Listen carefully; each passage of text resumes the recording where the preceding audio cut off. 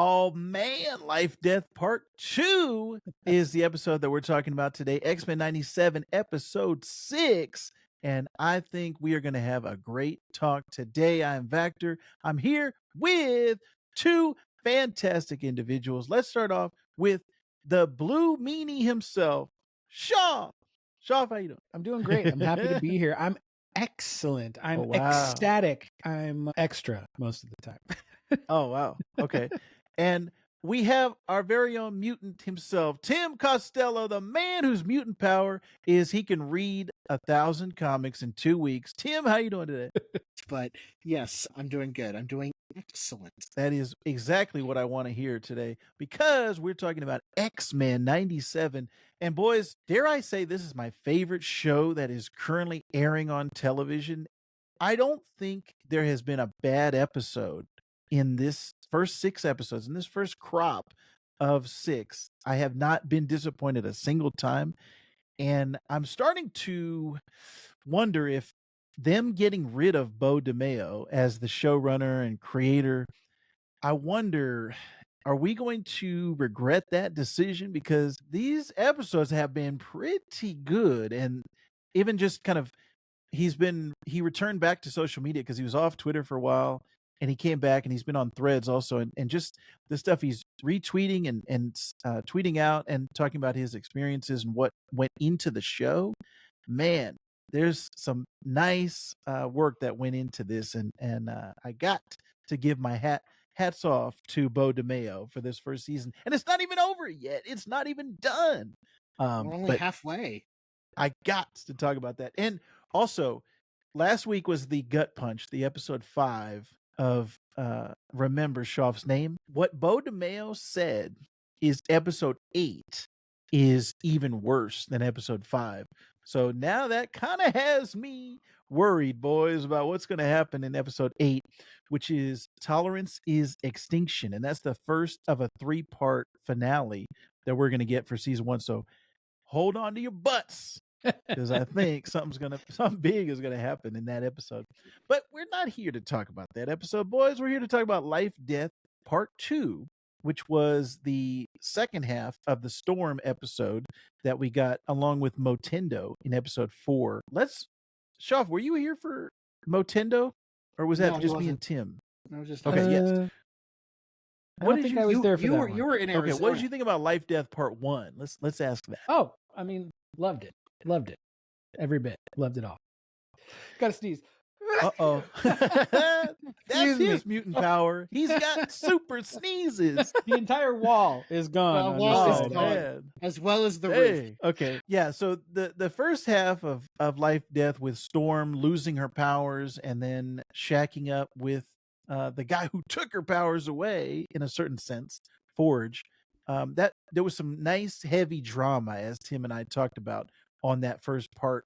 So what did you think about part 2, Shoff? Is there more drama to come? Oh yeah. I would call it How Aurora Got Her Groove Back. That's That's a great title, Shoff. No, it was an excellent episode. Another one that it had 2 completely different settings and still managed to split the time up pretty well. I don't think that Life Death works as its own episode. I think the structure, and I think the reason why these X-Men episodes have been so great is because the pacing clips along so well that if you had just a Life Death episode, strictly just that, and that's probably how they would have done it in like the 90s version of this, it would have been a good episode, but it would have been a kind of a boring episode, I think, too. You have to have like the AB storyline, ABC, like something you got to go back and forth and keep them on the edge of your seat. So I think they did a great job of taking Life Death Part 2, but also having this really unexpected cosmic storyline happening as well. Because I did not think we were going to be touching base with the Shi'ar Empire and Empress Lilandra, and then seeing the return of Professor Xavier in a huge way. That was amazing. So awesome to see that again. Because up until this point, there was still a little bit I was a little bit unsure if Professor X if they just retconned it and said that he died. Like, there wasn't enough dialogue that indicated, Oh no, he's up with Lilandra right now. Right. They're trying to like work on making him better, fix him, whatever. Like they left it in a place where, at least from what the news knows, what the people of Earth know in this particular and what the storyline, X-Men knew. he's dead. Yeah. So this was great. This was awesome. Yeah.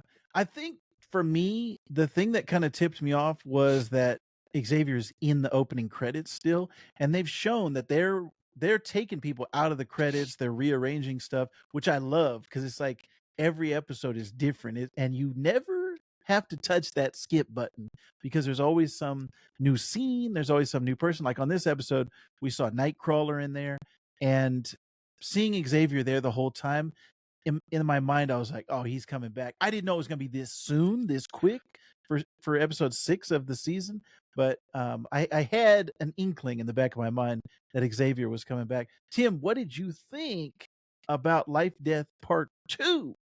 Well, Life Death Part 2 was fantastic. I mean, Life Death Part 1, as we discussed, was amazing.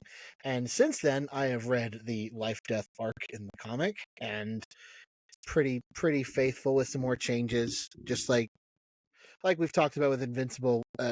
Those changes are improvements. But I mean, I loved seeing Storm get her powers back and wearing the classic Claremont costume. I was flipping out. I'm like, oh my gosh, she's wearing the classic costume. I'm so excited. That was cool. Not that the previous costume wasn't great, but seeing the tiara, the black costume was nice. And but also seeing the cosmic storyline with Lilandra and Xavier. I wasn't expecting to see Xavier at all this season. Like I thought maybe they would have given a little tease at the end of the finale with whatever they wrap up with Tolerance's Extinction. And I thought maybe that would be something they would go on with season 2. Because like Shoff said, the dialogue and the way that everyone has been characterized, everyone's acting like Xavier has been dead. Like even Cyclops was acting like Xavier was dead. Magneto was acting like Xavier was dead. Kept referring to him in the past tense. So seeing him back was great. And seeing him interact with all these different cosmic people, not only the Shi'ar, but the Kree, and like seeing Ronan the Accuser not in live action was a treat because I had to rewind it a couple of times to make sure it wasn't Liam Pace playing Ronan. And so obviously we're not in the MCU with this character in the Kree, and so it was really cool seeing those different cosmic elements because the Kree and the Shi'ar did play big parts in the original series. So seeing them back was fantastic. I loved seeing all these different characters. I really liked going back and forth, like Shoff said, of these two A and B storylines, and the Storm part of it. Actually, let's talk about the Storm part first. So, and that's where the name comes from. Her getting the classic outfit was cool because I grew up on the X-Men arcade game, and that arcade game is all the Claremont suits. It's got the Cyclops with the cap, and in my brain of that's what X-Men are. And so seeing that Storm costume was like, oh wow, this brought me back to my childhood. But I got a little gripe, and I have a friend of the podcast, Mr. Curtis Daniels, who has been on previous episodes. He texted me and he was like, okay, they're going to have to stop with these Sailor Moon transformations where the characters are getting these powers where she can grow her hair out. She had a mohawk and then all of a sudden she's got long hair. And I was like, I thought about it in the moment and I was like, that is kind of weird, but I didn't really think about it more than that. When he said that to me, I was like, yeah, you know what? Who else had one? That deserves a deeper dive. Her powers of manipulating the weather allow her to materialize an outfit and grow hair. What? Wait a minute. So that part was kind of funny to me, but it was cool. Don't get me wrong. It was like the effect of seeing it was cool. But then when I stopped and thought about the logic of it, I was like, wait a minute. I don't understand that. But yeah, the Storm. If I could regrow my hairline that's the power. If my X gene was okay, well, you're not gonna have to worry about a receding hairline anymore. I'd be content. That'd be a power I would absolutely be happy with. But the fact that the controlling the weather also includes a hairline is pretty dope. Yeah, that part was funny to me. But I think we got to give a shout out to the Storm actress. her doing those multiple parts of the adversary and then also Storm and going back and forth. She's kind of like talking to herself like it's Gollum. That the acting on display there was fantastic. I really liked the Storm, her inner demons, as it were, and I thought it was actually really quick of her getting her powers back, kind of like you were saying, Tim, about teasing the Xavier thing.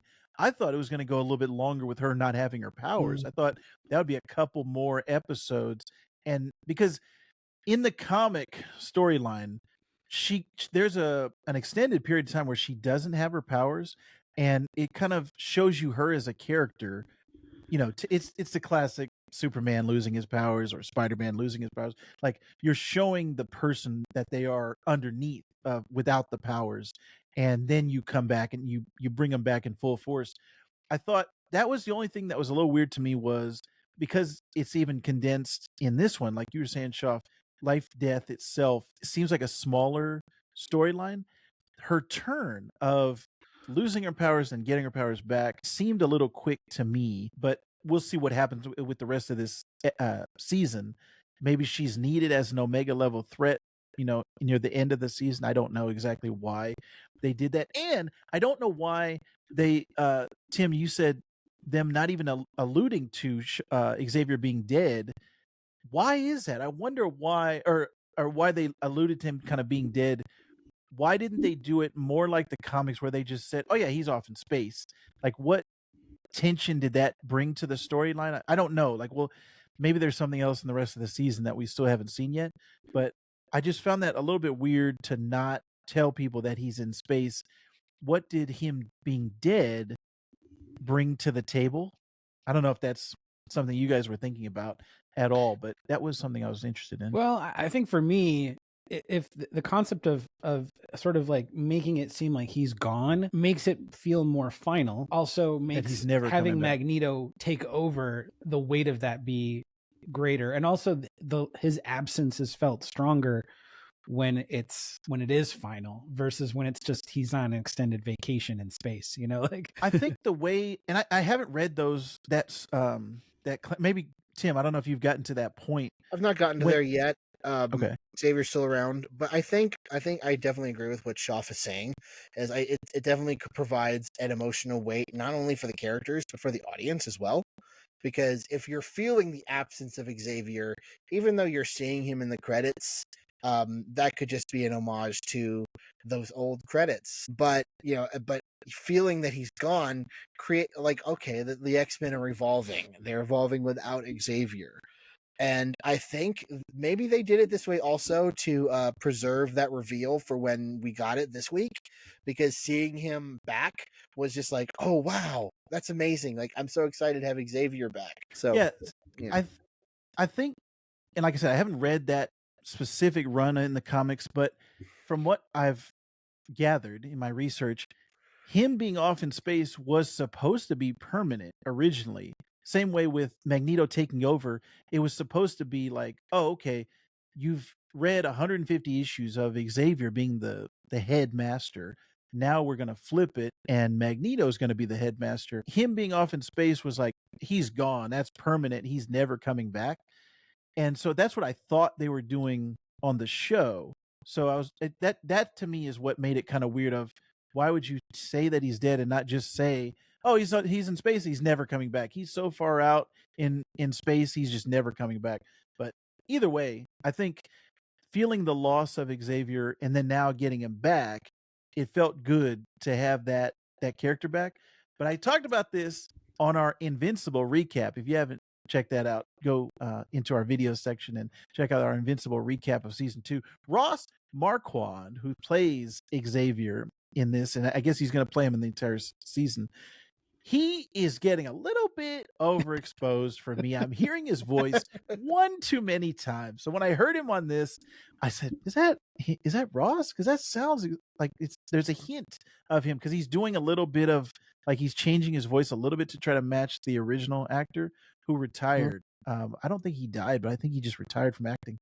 And when I heard him, I was like, he's a good actor, but I'm hearing him too many times. See, I had no issue with him. I loved him as Xavier. I think he did a great job as Xavier. I think he's got a great ability to voice match, and it shines through on this. Like, to me, what I remember of the previous actor voicing Xavier, it sounds the same. It sounds almost indistinguishable to me, and it's good enough of a copy that I'm like, all right, this is going to work for me. But what I didn't expect is that Xavier was such a horn dog. within 12 minutes, I looked at the thing. I was like, within 12 minutes, he had already made 2 very inappropriate advances and like things towards Lilandra. And I saw a meme today, and they're it was space married, Joff. They're space married. Right, they're space married. Yeah, it's all good. It's all good. Yeah. But there's one thing, the meme says, a group of Charles Xaviers is called a calm your freaky ass down. There was a line Xavier says, your man speaks as if I am your pet, not an entirely displeasing thought. And then Lilandra says, hush now, beloved, you may bark later. I was like, oh my God. That speaks to their sexual relationship. Yeah, holy moly. That made me laugh when I heard that. All he has to do is lay there, right? He's not using his legs.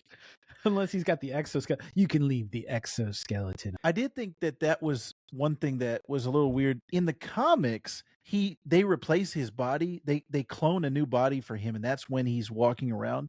I wonder why they didn't do that in this version. See, I wish I could talk to the creators and be like, hey, why did you do that? Like the adaptations and the changes that they made specifically are just, well, it's interesting to me. Vactor, all you got to do is subscribe to Bo DeMayo's OnlyFans account. Ooh, as a matter of fact. And then slide into his DMs. It's funny you mention about how they clone Xavier's body in space. When you mention that, and it reminded me of what they did with Picard in season 1, how they cloned they just gave him a new body. And so the fact that they did the same thing, and it's both Patrick Stewart playing him in the movies and in the TV show of Star Trek, maybe they didn't do that because it would be a little on the nose for that. I don't know.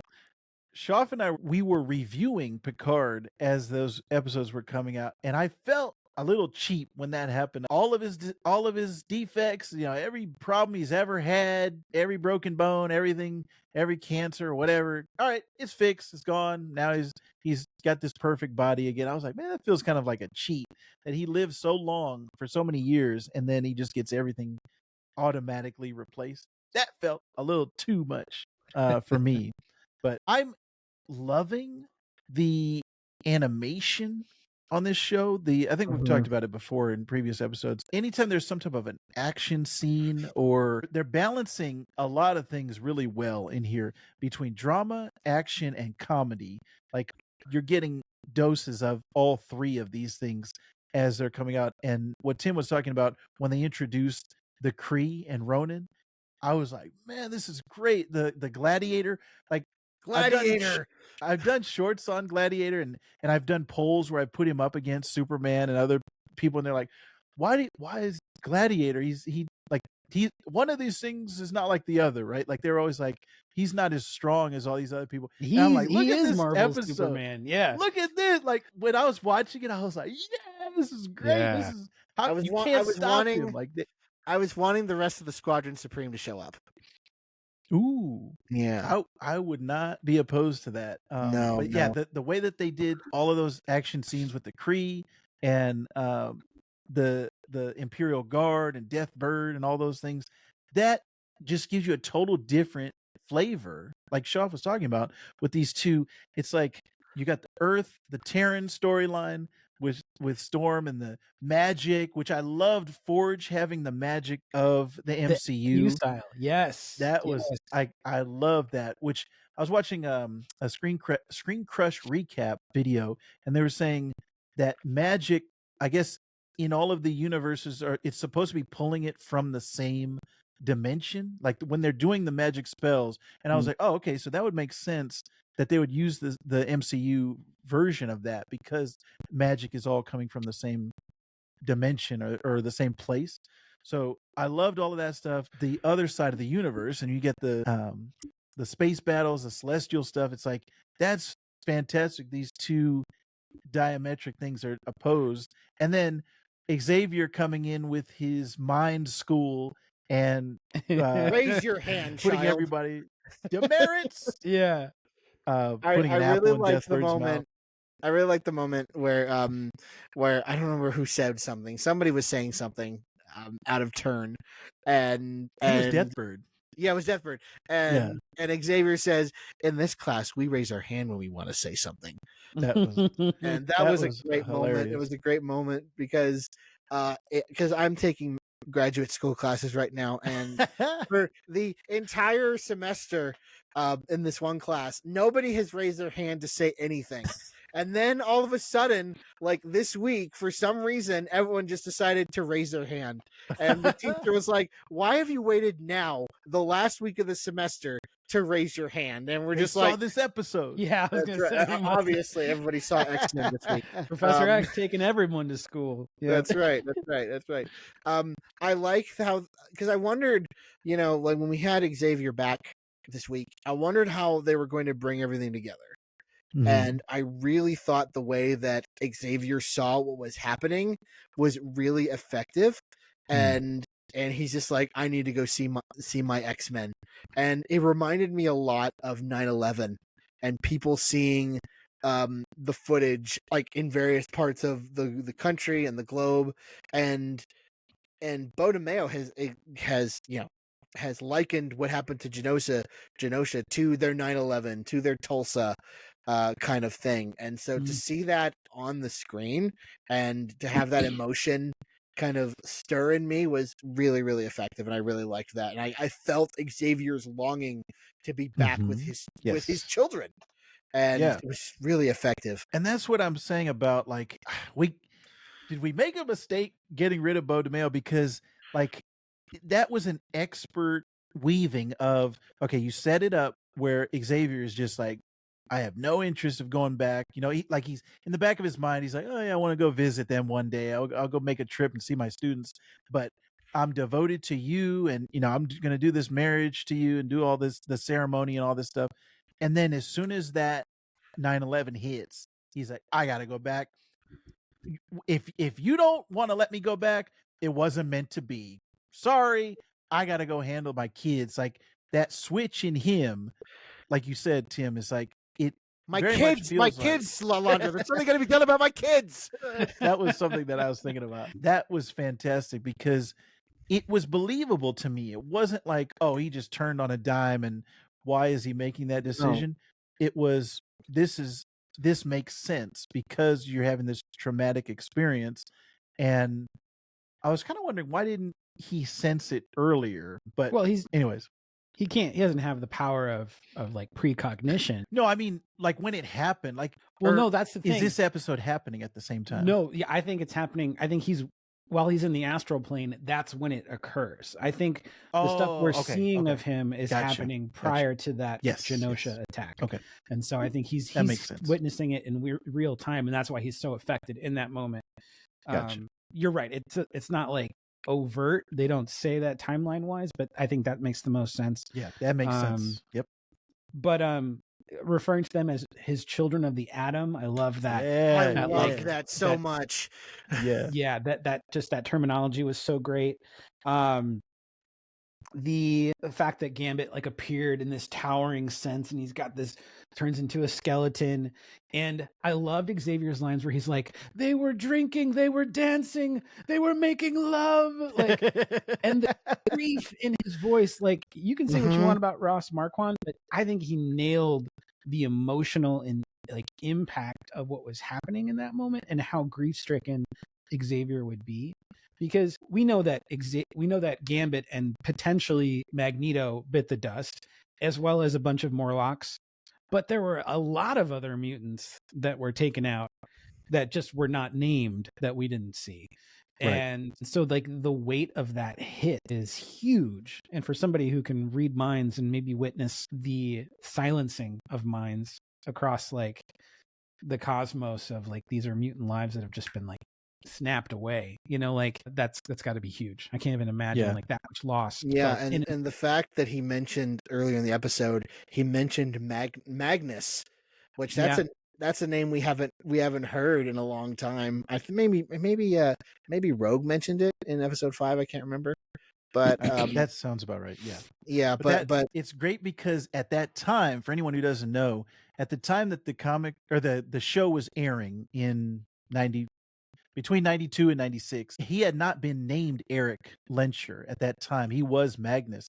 So it's very accurate to that time period. So I like that they're not retconning it and being like, oh yeah, we always knew his name was Eric. Yeah, this was always something. So yeah, them calling him Magnus, that's a cool detail. Well, I think maybe I recall, like, I think his name in the show was Eric Magnus, like, but he didn't have the Lensher part, because that was a thing that happened later. But for Xavier to call him Magnus was just such a throwback to those earlier episodes, and just hearing him say that really brought it home to me. And just, seeing all these things and seeing how Xavier reacts to things, and I think really he did think he was committed to the Shi'ar and to Lilandra, because he owes Lilandra his life. Yes. And so I think he wanted to, out of honor, to use a Worf term, to to wanted to repay that debt. But seeing the onslaught on Genosha and seeing it in his mind, he can't ignore that. Like, any father is not going to turn from their children, no matter what they're doing. Like, well, I'm busy at work, so I can't go down to Earth to see my kids. But when he sees his children of the atom, which, as I said, loved it, he can't turn a blind eye to that. And I'm excited to see how the other X-Men react to him being. Yeah. And another thing that this show is doing so well is balancing these storylines where from week to week you're like on the edge of your seat. Like, we're still reeling from the Genosha Gambit attack, and I'm then still not in the okay. background we've got the Storm and her powers, and then now we got the Xavier storyline. Like, all of these things are happening simultaneously, and it's keeping your attention, keeping your interest. And again, like I said, I don't think there's been a bad episode, and I don't think I've been let down. Like, this whole time, it's like I'm just getting more and more excited as the season progresses. And I just got to give them kudos and props for what they're doing on this show. I did not expect to enjoy the show as much as I have. I wanted to talk real quick about who do you two think is behind the Genosha massacre. We have some precedents in the comics, and I'll talk about that in a little bit, but I wanted to get your thoughts at this point, because they could change it. It doesn't have to be the exact same as the comics. But let's start with Tim. Do you have a person that you think is behind, or multiple people do you think is behind the attack on Genosha? I definitely think we can't dismiss Mr. Sinister, because he has that would be my main culprit. Maybe partnering with Trask, because we've seen Trask, and maybe Sinister is using Trask to do something. I don't know what his end game is, but yes. I think we can't dismiss Mr. Sinister. He would be my number one culprit, because we've seen him already, and I think was it the end of this episode we saw him. Yes. Well, yeah, wasn't it implied that he is the one behind Genosha? Yeah. I don't 100% believe that. The way that and like I said, they don't have to go this way, but the way that the comics are set up, it's Cassandra Nova, and that ties into Xavier. Yes. And we're also getting her in the Deadpool Wolverine movie. And I'm just curious, like, I want these connections to be there, but we've talked about this before on our MCU podcast, and the connections that I always wanted to be there end up fizzling out, and it's like it's never as connected as I want it to be. But I want the Deadpool Wolverine movie to be like, okay, Cassandra Nova just came over from the X-Men cartoon, and here she is in animated form or in live action form. But that to me makes sense. Like, all of the like I said, the tie into Xavier, and then in the Genosha, 16 million mutants die in the Genoshan attack. I don't know if there's going to be that many in the show, but they've been doing so far. If we've gone by a lot of the previous arcs that we saw, including Life Death, it's been not like a one-to-one representation of it, but it's been like the spirit of these storylines, taking them and being like, oh, okay, here's like a new adapted format for this. So in my mind, Shaw, I still think it's Cassandra Nova, but they could definitely be like, oh yeah, that's it. It's just it was Sinister the whole time. It was Sinister all along. I think that's a very reasonable possibility. So let's not forget about Cable when he appeared prior to those attacks. Storyline, yeah. So when he first appears, he's like, he's coming. He says he is coming. Now that could very well be him personifying the Wild Sentinel, or it could be Mr. Sinister, but it certainly is not he, meaning Cassandra Nova. So, see that I don't think it's from the future. I think Cassandra was doing it in the present. So I think that's correct. My interpretation of that was he was talking about Apocalypse, and that goes back to the original show when Cable and Apocalypse are tied together, like their storylines are intertwined. Yeah, but his appearance right before the attacks to me implies that he was trying to prevent them from happening, but he didn't get there soon enough. Yeah, I agree. So, and I still believe that since we haven't gone back to the Genosha attack since, that maybe one of the next episodes will be another attempt on Cable's part to do that. And next episode is called Bright Eyes. Yes. Yeah, I think that is going to be the Cable episode. I personally think we're a little too late in the season for them to introduce somebody as important as Cassandra Nova. So I would venture to say it's probably going to be Sinister behind the whole thing. But that doesn't. Everybody answers to somebody, right? So maybe the final episode of the season, teasing like the next season's arc, could be a Cassandra Nova thing. I could see that. I wonder what the end game of Sinister is. Like, what is he trying to accomplish by killing mutants? Because his whole thing is about the purification, right? Of the Scott and Jean are like the perfect mutants, and that's what he was trying to take their DNA, and Madeline and all this stuff. So I'm very curious to see what his end game is at the end of this season. And that was another storyline, Shoff, that you just brought up of it's in the background. These are storylines, like these threads that are dangling, and they're doing such a great job of balancing all these things to the point that you're anticipating everything is like a cliffhanger, and so the next episode is paying off in all of these things. So man, they're doing such a great job so far. I'm loving it. I think if they could introduce like I think it could be Nimrod. I think it'd be really cool because if Cable's coming from the future, the Sentinels are factoring into this. You've got the whole House of X, Powers of 10 storyline with in the future, Nimrod has taken over, and this could be like the cobblestone that leads, or like the paths. Right. How do I say this? Like that's right. The stepping stones that lead to Nimrod coming into power. And that's a big part of the House of X thing, is all the things that take place that lead up to his arrival or the end of the X-Men or whatever. And so I think like they could be laying the groundwork for that too. So that could be really cool. I think that makes sense because I swear I saw somewhere somebody said at the beginning of this season, Sinister was the overarching big bad for season 1.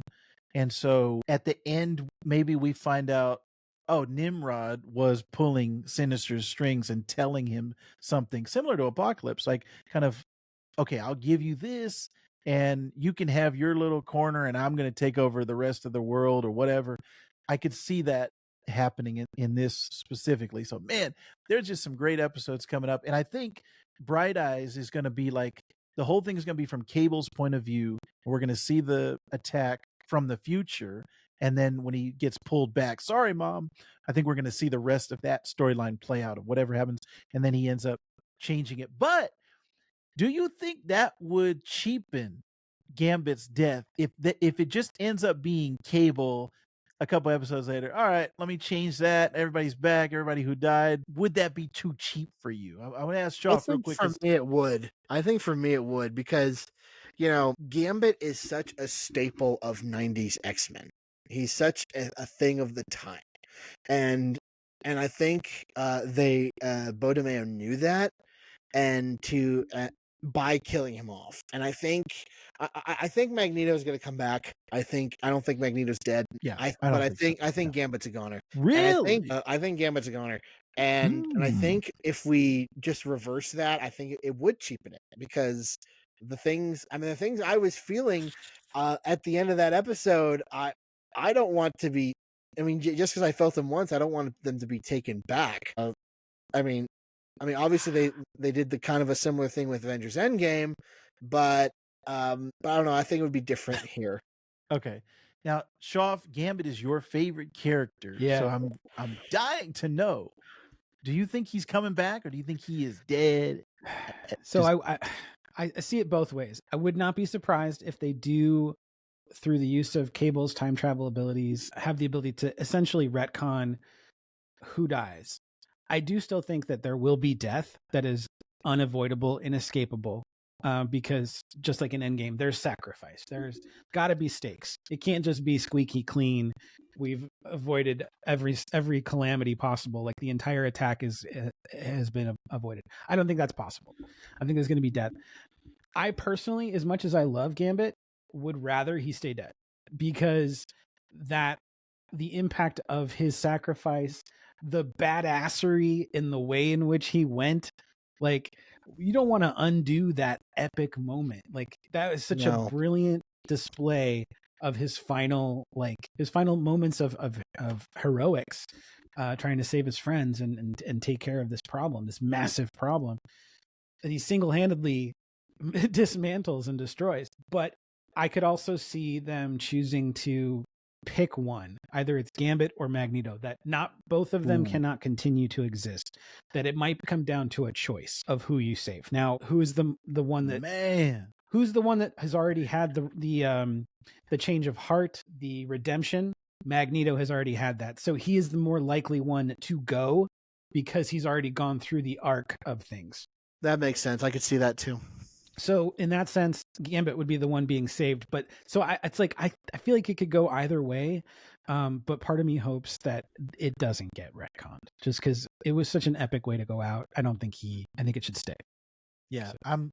I'm also kind of torn between the two, because I don't think you can have a better ending than Gambit had, the way he went out. And of the two, between Magneto's was also good because he was saving people and he just got overwhelmed.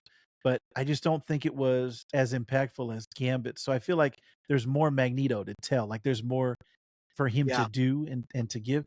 And I got a little bone to pick with that Magneto ending. I was thinking about it as it was happening, and I forgot to mention it on our episode when we reviewed it and talked about it. But when he's protecting Leech, shouldn't his powers be turned off? Because he's right next to Leech and he's using the magnetism. He's got the shield. He's moving things out of the way. I thought Leech was like instant. As soon as you're around him, your powers just don't work.